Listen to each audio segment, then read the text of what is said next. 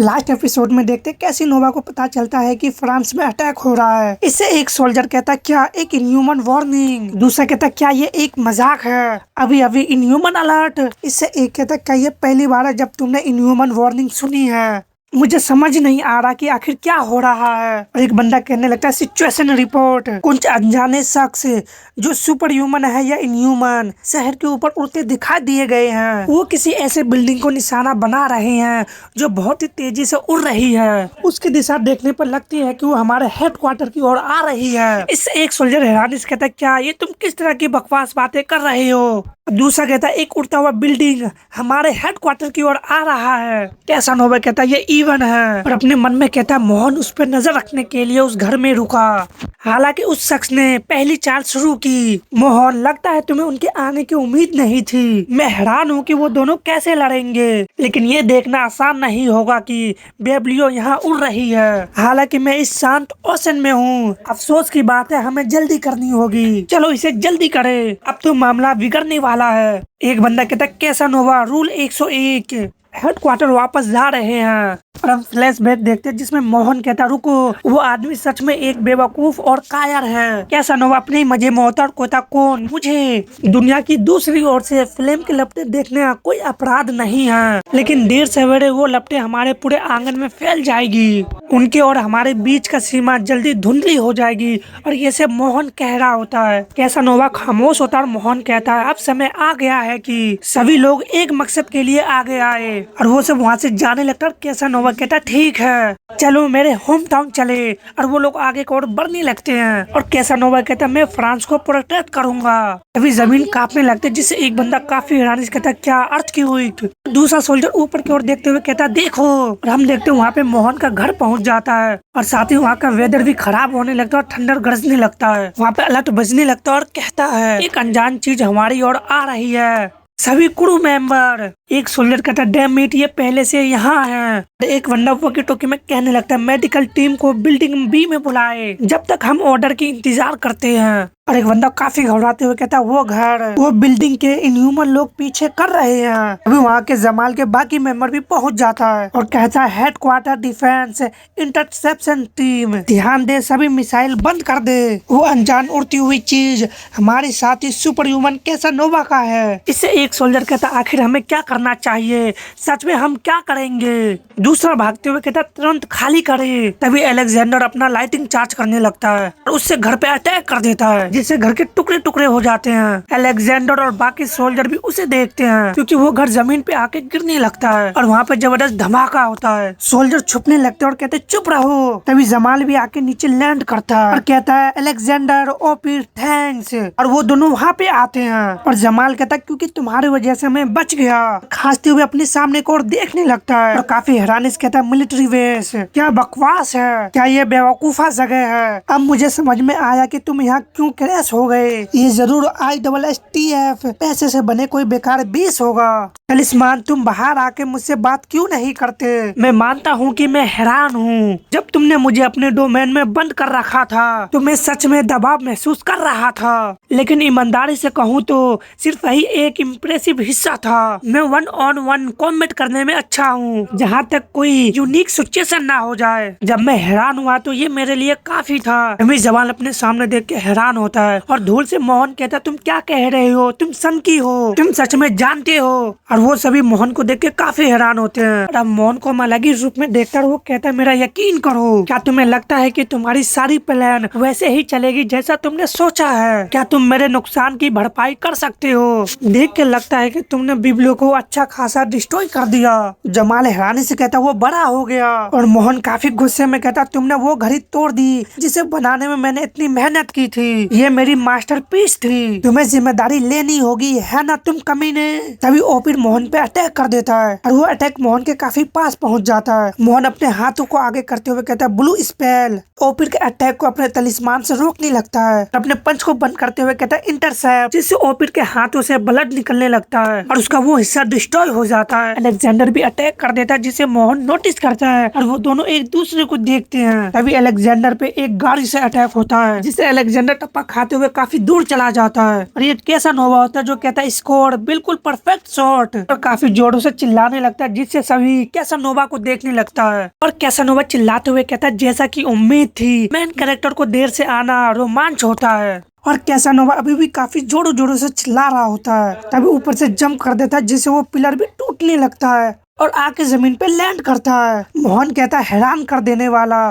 तुम मेरी उम्मीद से जल्दी आ गए। कैसानोवा कहता है क्या बीच में खड़ा वो शख्स ही इवन है जिसके बारे में तुम बात कर रहे थे? मोहन कहता हाँ, और वो छोटे कमीने उसके मिनियंस है। मैं नहीं जानता कि वो कौन है, लेकिन वो सच में पावरफुल है, इस हद तक कि बिब्लो उनके हमला का सामना नहीं कर सका। जमाल कैसानोवा को देखते हुए कहता ठीक है, एक नजर से ही बता सकता हूँ। उसे ईडन का बात याद आने लगता है कि वो कैसानोवा सिंगर नहीं है बल्कि एक सुपर ह्यूमन है, जिसे जमाल कहता है वो शख्स ही कैसानोवा है। मैं इसके बारे में सोचना नहीं चाहता, लेकिन ये प्रेशर की फीलिंग, ये बहुत ही समान फीलिंग है। वो एक सुपर ह्यूमन की उम्मीद से भी काफी ज्यादा खतरनाक है। और लास्ट में कैसानोवा और तलिस्मान एक ही शख्स नहीं है, लेकिन ये दो सुपर ह्यूमन हो सकता है कि ये दोनों पार्टनर हैं। अगर ऐसा है तो उनके बाकी अलायंस कौन है? और उसे मोहन का बात याद आना लगता है कि तुम्हें सच में लगता है कि तुम्हारा प्लान वैसे ही काम करेगा जैसा तुम सोचते हो? इससे इवन अपने मन में कहता कुछ ठीक नहीं लग रहा है, उसे पकड़ना मेरी उम्मीद से कहीं ज्यादा आसान था, मुझसे कुछ तो छूट रहा है।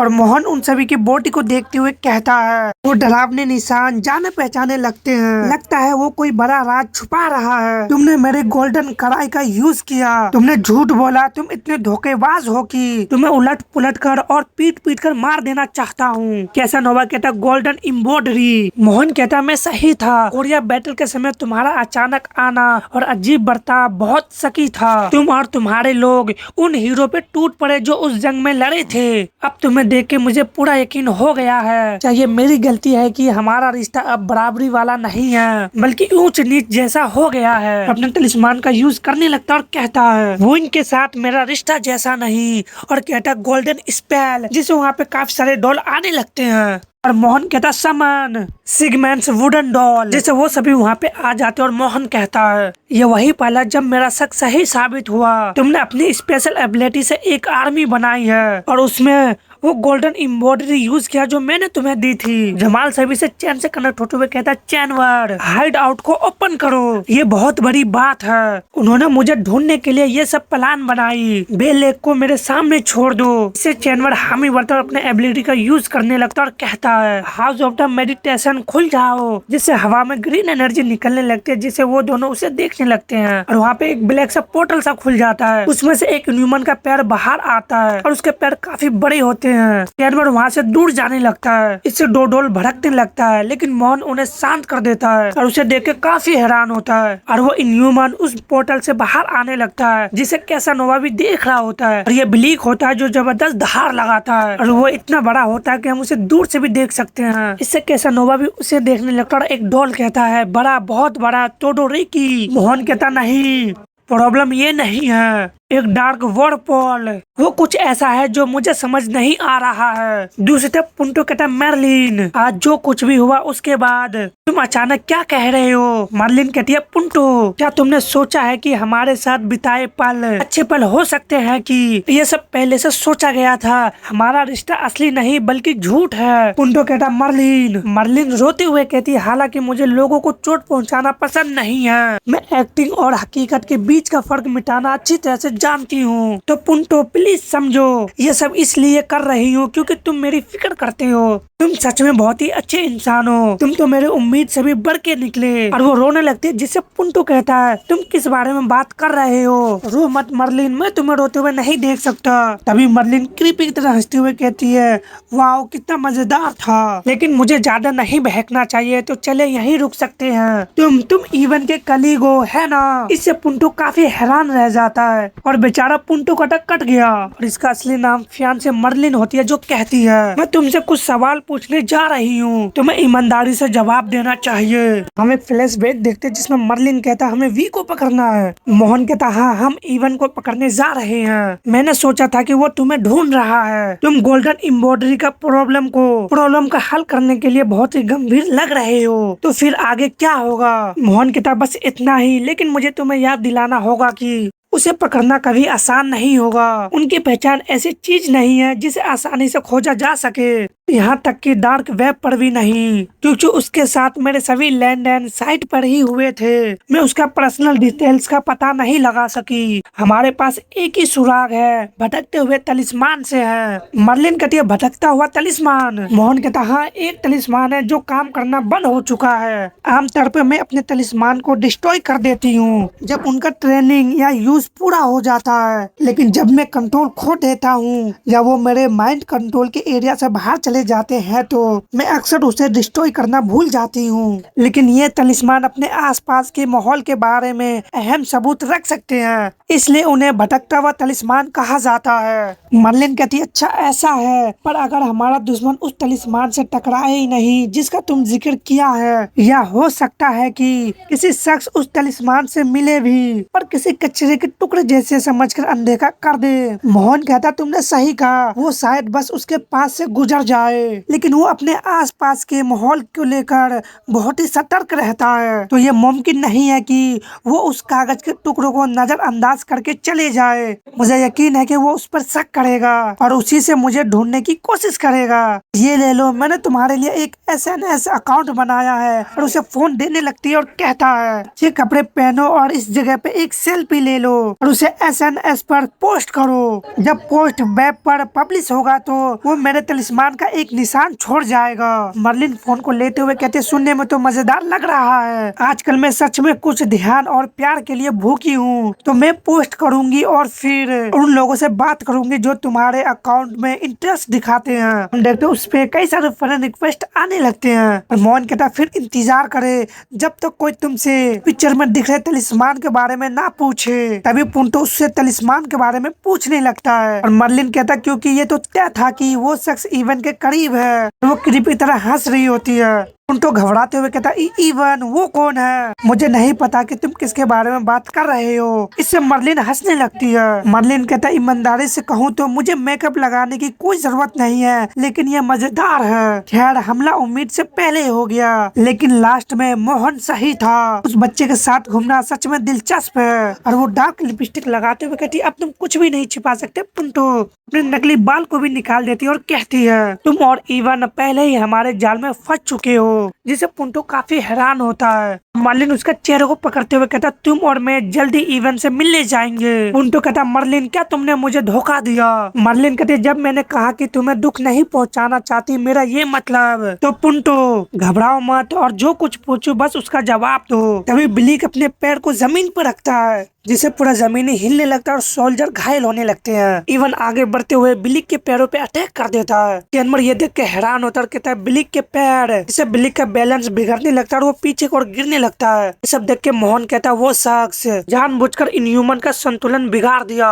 बिलिक के नीचे काफी सारे सोल्जर होते हैं, जिसे देख के मोहन कहता नहीं वो ठीक उनके ऊपर है। तलिस्मान को निकालते हुए कहता रेड स्पेल सैंटिफाई, और वो अटैक बिलिक के पूरे सेंटर में हुआ होता है, जिससे उसके बॉडी दो टुकड़े में कटने लगते हैं और वो दर्द से कराहने लगता है। लेकिन मोहन ये देख के काफी हैरान होता है और कहता है ये क्या बकवास है, उसे पूरी तरह से काट दिया लेकिन क्या वो अब दो भागों में बट गया है, डैम इट। और बिलिंग के गिरने से वहाँ पे काफी सारा धूल हो जाता है। इस बात का फायदा उठाते हुए जमाल कहता अब समय आ गया है, हमें यहाँ से निकलना होगा। और वो सभी वहाँ से जाने लगते हैं, लेकिन एक इनह्यूमन से बॉल पे अटैक हो जाता है जिसे वो कर रहा जाता है। दूसरा बॉल अलेक्जेंडर के पास पहुँच जाता है, जिसे अलेक्जेंडर अपने पंच से तोड़ देता है। इसे देखकर एक डॉल कहता है चलो खेले टोडोरिकी। इससे अलेक्जेंडर उसे ही देखता है। तभी एक और अटैक आगे बढ़ते हुए अलेक्जेंडर को जाके लगता है और जमाल कहता है अलेक्जेंडर, लेकिन उसके पास कैसानोवा पहुंच जाता है और कहता सॉरी तुम्हारे लिए। जमाल कहता जब उसने, और कैसानोवा पंच मनाते हुए कहता हमारी मुलाकात शायद अच्छी ना हो, लेकिन हो सकता है कि यही तुम्हारी किस्मत हो। और जमाल को जबरदस्त पंच मारता है जिससे वहाँ से जबरदस्त फोर्स निकलता है और एक एनर्जी, और जमाल जमीन से आके टकराता है और कैसानोवा के अटैक से जमीन में काफी बड़ा गड्ढा हो जाता है और कहता है हमारा रिश्ता बार बार घटिया होने वाले इत्तेफाकों का नतीजा है। शायद ये बस एक ऐसी बात थी जो होना ही था। और फिर कहता एविन, और इवन के सामने कैसानोवा लैंड करता है, लेकिन इसके ऊपर काफी बड़ा शैडो पड़ने लगता है जिससे वो हैरान होता है और अपने पीछे को मुड़ के देखता है तो ये दो ब्लिंक होता है। सोल्जर उसे देखते हुए काफी हैरान होने लगता है और कहते ये क्या बकवास है, वो चीज अभी भी जिंदा है। मैंने सोचा था कि उन्हें खत्म कर दिया गया। दूसरा कहता मैं भी। जिस पल वो जमीन पे गिरा हमें तेज हवा के साथ पीछे को और फेंक दिया गया और दोनों बिल्डिंग के सामने मोहन खड़ा हो जाता है और उसे देखते हुए अपने मन में कहता वो बढ़ गया है। वो अटैक उसे मारने के लिए काफी नहीं था, उसके बॉडी में कहीं न कहीं एक कोड जरूर होगा जो इसे जिंदा रखता है।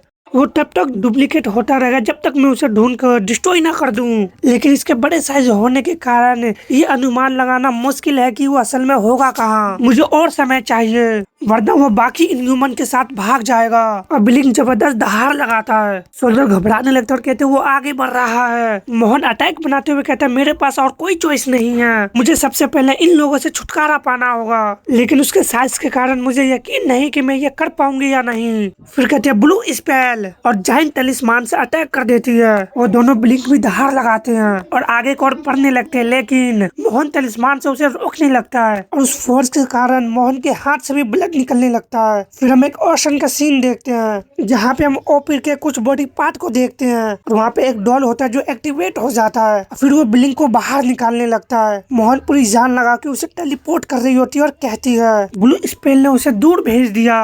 तभी ब्लिंक का सिर बचा होता है जो मोहन पे ही अटैक कर रहा होता है। मोहन इसे देख के कहता है लेकिन वो बहुत बड़े थे। कैसानोवा भी उसे देख लेता है और पंच को बनाते हुए कहता है रेजिनेंस सोनिल बूम और अपने पंच को थ्रो करता है और उसके पंच से जबरदस्त फोर्स निकलता है और बिलिंग के टुकड़े टुकड़े कर देता है और उसका फोर्स आसमान तक जा रहा होता है। यहाँ तक कि उस पंच से बिलिंग के सारे बॉडी पार्ट डिस्ट्रॉय हो जाते हैं। तभी वहाँ पे मोहन आता है और उससे कैसानोवा कहता है वो जरूर डिवाइड हो गया होगा। मोहन कहता है हाँ, उससे निपटना बहुत ही मुश्किल था इसलिए मैंने उसे कहीं दूर भेज दिया।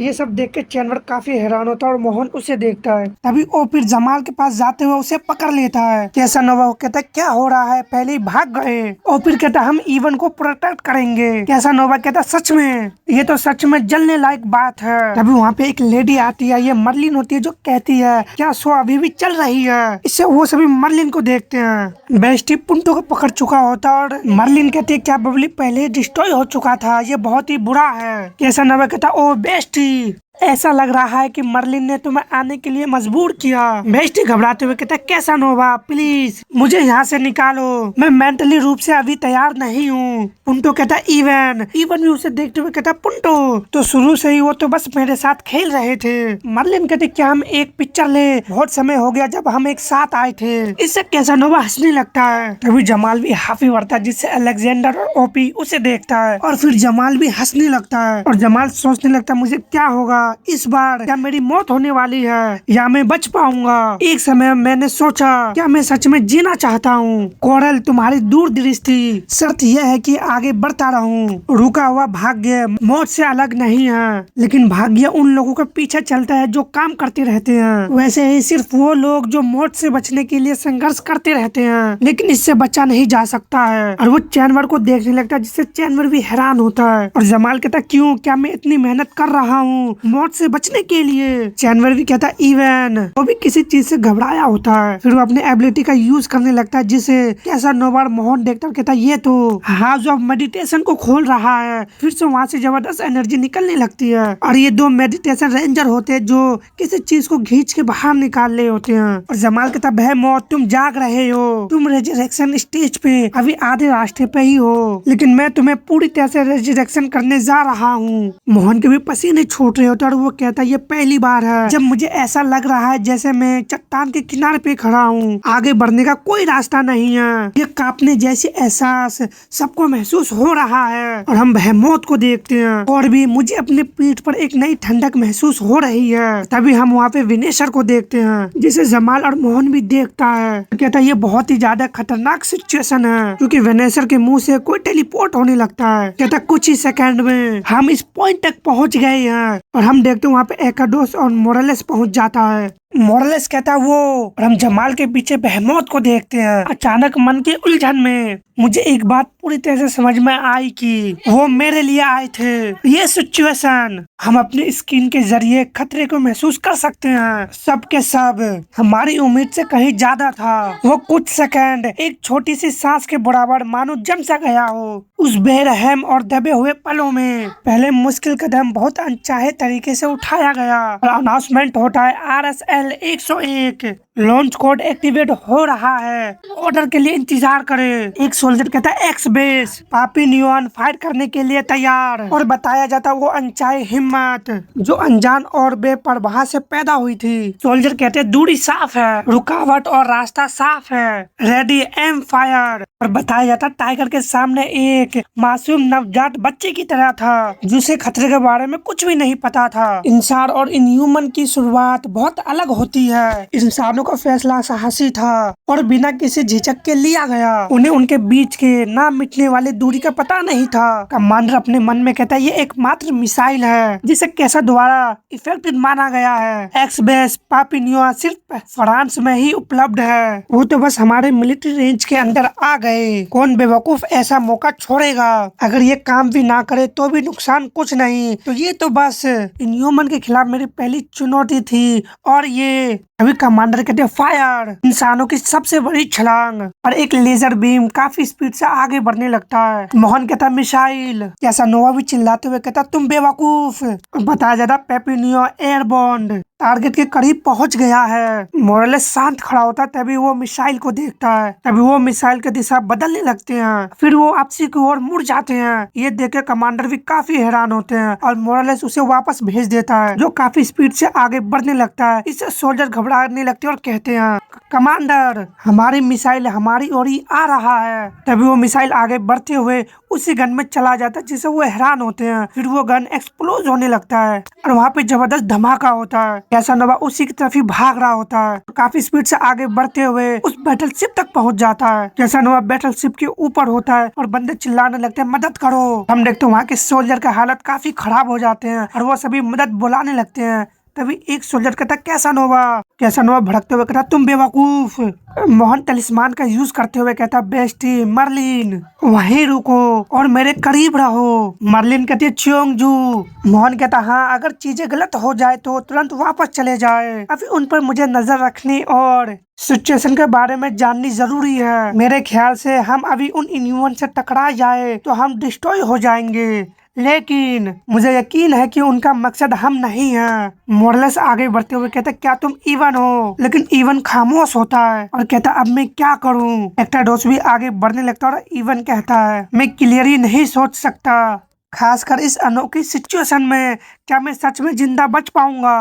और एक्टाडोस अपने हाथ को आगे बढ़ाता है जिससे इवन काफी हैरान होता है। एक्टाडोस उसे घूर के देख रहा होता है। इसे इवन कहता वो शख्स कौन है? मोरलेस कहता मैं जानता हूँ कि तुम्हारा काम अभी पूरा नहीं हुआ है, इसलिए मैं इसमें बीच में नहीं आऊंगा। रेजिरेक्शन। इवन हैरान कहता क्या मेरे साथ क्या होने वाला है? कोरल कहती है मैं नहीं कर सकती। सिर्फ याद के एक छोटे से हिस्सा को देखकर हर सिचुएशन का अंदाजा हमेशा लगा लेते हैं। इवन कहता मैं देख सकता हूँ, मैं समझ गया, लेकिन क्या तुम प्लीज अपना हाथ मुझ पर से हटा सकते हो? इससे माहौल में एक पल के लिए सन्नाटा सा छा जाता है। फिर एक्टाडोस कहता तो फिर इसे और भी जल्दी से करो, इससे पहले कि मैं तुम्हें मार डालूं। तभी एक अटैक एक्टाडोस के पास पहुंच जाता है और ये ओपिड होता है जो उसके फेस पे अटैक कर देता है, लेकिन इससे एक्टाडोस को कुछ भी फर्क नहीं पड़ता और वो हैरानी से ओपिड को देखता है। मोरलेस कहता हम उसे अपने साथ ले जा रहे हैं एक्टाडोस। तभी एक्टाडोस अपने पंच को बनाते हुए कहता है अगर वो जिंदा रहा तो हमारे साथ आ सकता है। और एक्टाडोस के पंच से जमीन के टुकड़े टुकड़े होने लगते हैं, वहाँ पे काफी सारा धूल हो जाता है। इससे अलेक्जेंडर भी हैरान होता है। तभी इवन कहता काइली रुको,